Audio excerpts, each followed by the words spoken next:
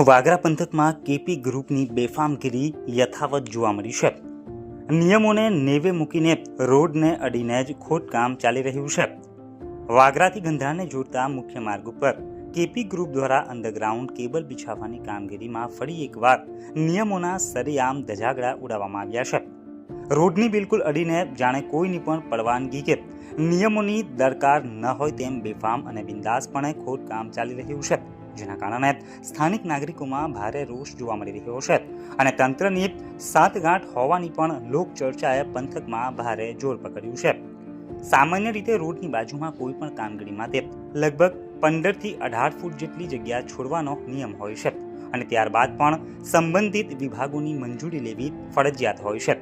વળી ડ્રિલિંગનું કામ શરૂ કરતા પહેલા તો telecom company, gas line company, GB વિભાગ તેમજ પંચાયત સહિતના વિભાગોને જાણ કરવી પણ આવશ્યક હોય છે, કારણ કે જમીનની અંદર વીજ વાયર, ફાઇબર લાઇન, પાણીની લાઇન, ડ્રેનેજ લાઇન અને ક્રૂડ ઓઇલની લાઇનો પણ પસાર થતી હોય છે.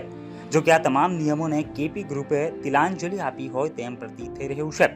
કેપી ગ્રુપના લાઇઝનિંગ ઓફિસર ભાવસિંહભાઈએ ટેલિફોનિક વાતચીતમાં રોડથી 2 મીટર જગ્યા છોડવાની હોય છે અને તે છોડીને જ અમે કામ કરીએ છીએ તેવો દાવો કર્યો હતો, પરંતુ સ્થળ ઉપરની વાસ્તવિકતા તદ્દન વિપરીત છે. ગ્રાઉન્ડ રિપોર્ટ અનુસાર 2 મીટર તો ઠીક 2 ફૂટ જેટલી જગ્યા પણ છોડવામાં આવી નથી અને રોડની બિલકુલ અડીને જ જોખમી રીતે ખોદકામ ચાલી રહ્યું છે. આટલું મોટું અને નિયમ વિરુદ્ધનું ખોદકામ રોડને અડીને ચાલી રહ્યું હોવા છતાં આરએનબી વિભાગ સહિત કોઈ પણ સરકારી તંત્ર દ્વારા ધ્યાન આપવામાં આવતું નથી. જ્યારે આરએનબી વિભાગના અધિકારીઓનો સંપર્ક કરવાનો પ્રયત્ન કરવામાં આવ્યો ત્યારે તેમણે ફોન ઉપાડવાની તસ્દી પણ લીધી નહોતી. તંત્રની આ શંકાસ્પદ ચૂપકીડીને કારણે નાગરિકોમાં એવી ચર્ચાએ જોર પકડ્યું છે કે શું અધિકારીઓના ખિસ્સા ગરમ કરી તેમને શાંત પાડવામાં આવ્યા હશે?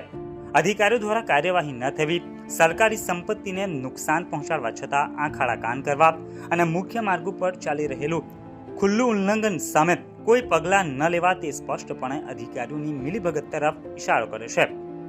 કેપી ગ્રુપ દ્વારા કરવામાં આવી રહેલી આ બેફામગીરી ગમે ત્યારે મોટી દુર્ઘટના સર્જી શકે છે. અંડરગ્રાઉન્ડ ડ્રિલિંગ દરમિયાન જો ભૂલથી પણ જીબીના વીજ વાયર, ગેસ લાઇન કે ક્રૂડ ઓઇલની લાઇનોને નુકસાન થાય તો કોઈ મોટી જાનમાલની હોનારત સર્જાઈ શકે તેમ છે. આ ગંભીર જોખમને ધ્યાનમાં રાખીને નાગરિકોમાં સવાલ ઉઠી રહ્યો છે કે જો આવા સંજોગોમાં કોઈ મોટી દુર્ઘટના સર્જાય તો જવાબદાર કોણ?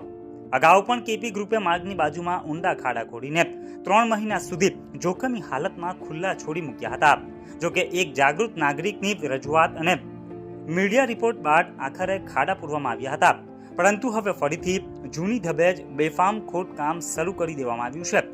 નાગરિકોએ માંગ કરી છે કે હાલ ચાલી રહેલી અંડરગ્રાઉન્ડની કામગીરીની તાત્કાલિક ઉચ્ચ સ્તરીય તપાસ થવી જોઈએ અને જો નિયમ વિરુદ્ધનું જણાય તો કામગીરી તાત્કાલિક ધોરણે અટકાવીને કેપી ગ્રુપ સામે કડકમાં કડક કાયદેસરની કાર્યવાહી થવી જોઈએ તેવી લોક માંગ ઉઠવા પામી છે.